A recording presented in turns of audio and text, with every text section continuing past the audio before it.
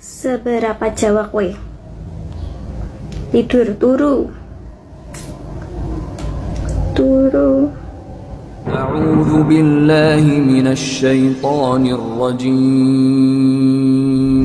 Bismillahirrahmanirrahim. Bagaimana aku tidak bahagia sedangkan Allah memelukku dengan sangat erat. Ya, itu yang bisa aku gambarkan sekarang, yang aku rasakan sekarang ya.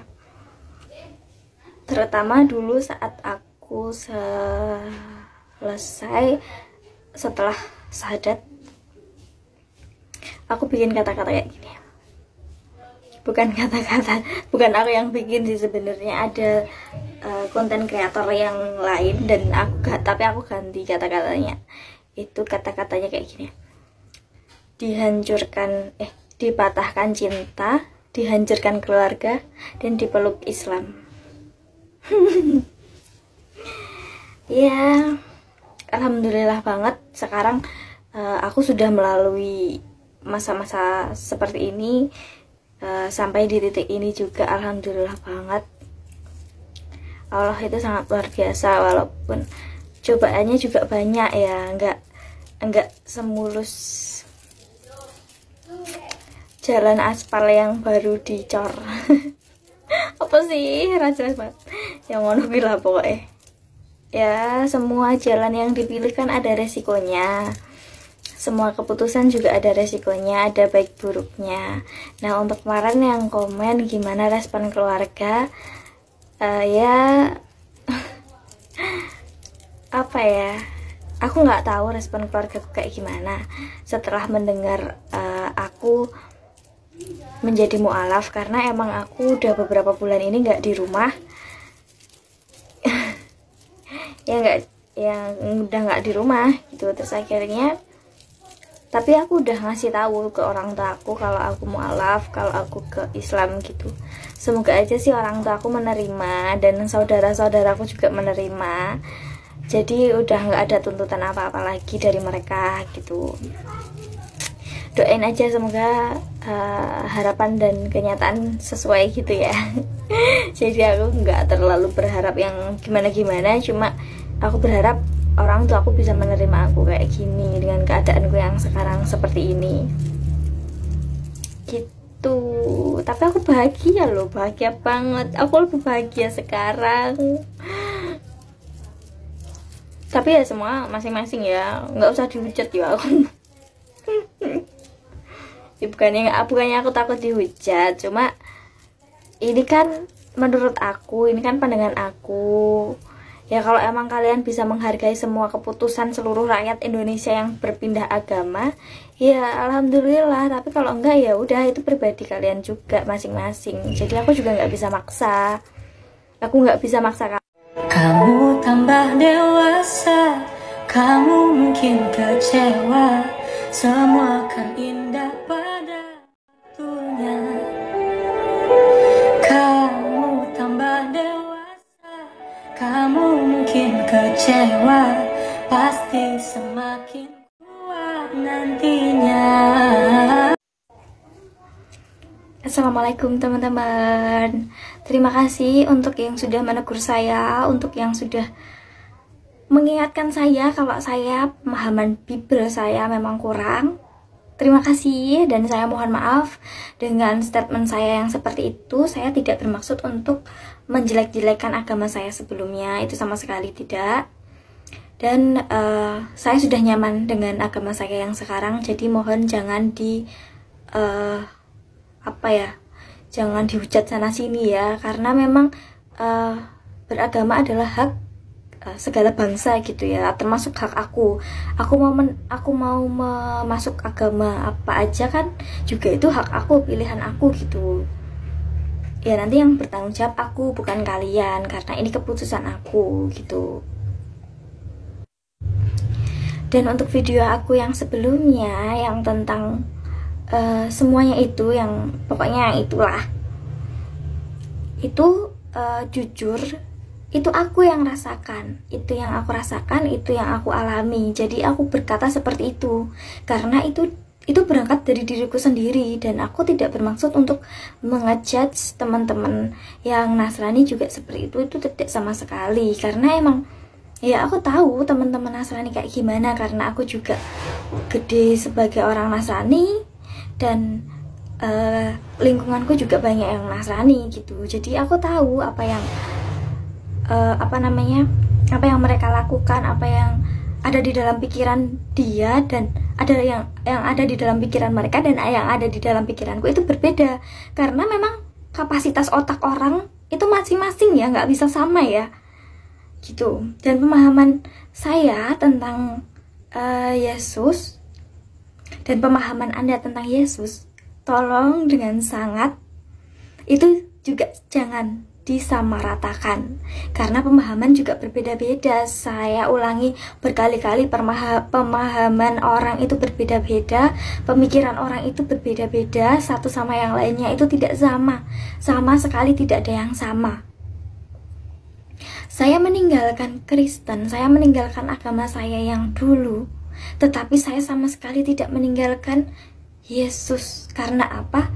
Karena Yesus juga ada di dalam Al-Quran, dan Yesus adalah Nabi utusan Allah yang terakhir sebelum Nabi Muhammad gitu. Jadi saya mohon dengan sangat, ini adalah buah pikiran saya, ini adalah pemahaman saya, jadi jangan disamakan dengan pemikiran Anda, pemahaman Anda, dan terima kasih untuk toleransinya.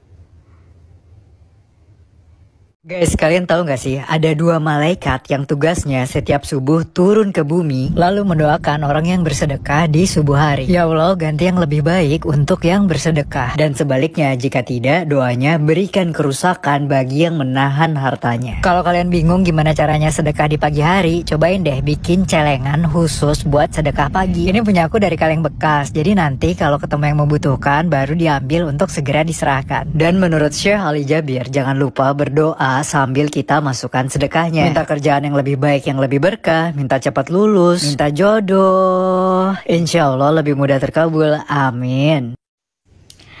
Hai, assalamualaikum Bestiana Bestiani. Aku mau jawab pertanyaan ini. Jadi kalau punya aku itu nggak tak tunggu sampai penuh, tapi selalu aku bawa kemana-mana. Ono motor lewat.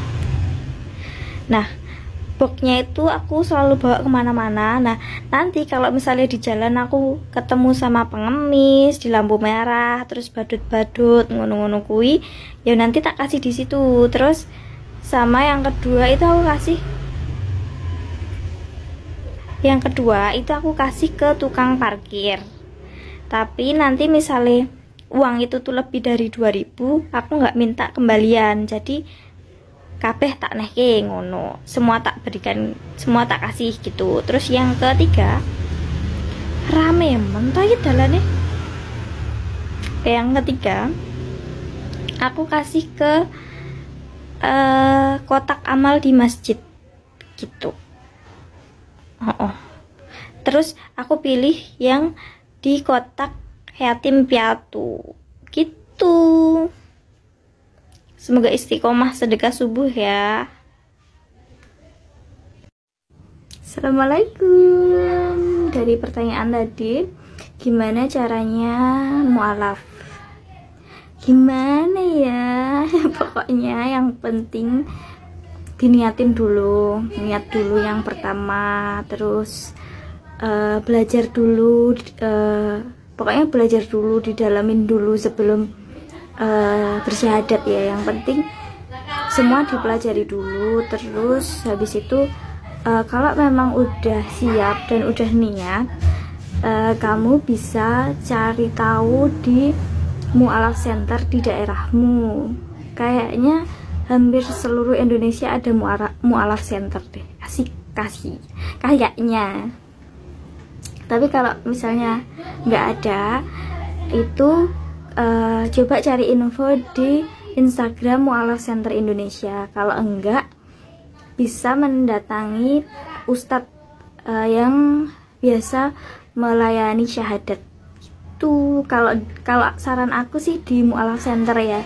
Karena kalau di Mualaf Center nanti kita bisa dapat sertifikat masuk Islamnya, dan kita dapat kita tuh dapat bantuan untuk hukum. Kalau misalnya orang tua kita atau kerabat kita ada yang menuntut kita tidak boleh menjadi mu'alaf, itu nanti ada bantuan hukumnya untuk dapat karena dapat sertifikatnya dari Mu'alaf Center itu ya. Dan nanti dibantu sama Mu'alaf Center terkait dengan badan hukumnya gitu. Itu saran dari aku, tapi yang penting mantep dan yakin dari hati dulu, jangan terpengaruh sama siapa-siapa, apalagi karena mungkin ada orang spesial. Aku saranin jangan. Yang penting itu berangkat dari hatimu sendiri, dan itu niat dari kamu sendiri, tidak ada paksaan dari orang lain gitu. Selamat belajar, selamat meyakinkan diri sendiri, dan kalau memang masih belum yakin, dibawa dalam doa aja, dibawa dalam doa, pasti nanti Tuhan ngasih jawaban gitu ya. Assalamualaikum. Beda banget sekarang wajahnya, bersih karena sering berwudu. Iya juga sih, itu faktor salah satu ya. Tapi sekarang kita udah mengenal skincare, walaupun kita tetap jerawatan, tapi setidaknya kita bisa merawat muka kita, Bunda. Dan kita juga sudah mengenal body lotion sekarang, Bunda. Jadi ya agak terawat sih, karena itu foto zaman dulu banget. Kita benar-benar belum merawat diri, belum merawat wajah, belum merawat badan. Jadi kayak ya wes atus tok ngono, tanpa hand bodyan, tanpa skincarean. Karena itu juga masih kayaknya SMP deh, SMP apa SMA yo lali ya, SMP kayaknya lali lah, kayaknya SMP sih. Dan itu udah beberapa tahun yang lalu, Bunda. Sekarang kita sudah mengenal skincare dan air wudhu.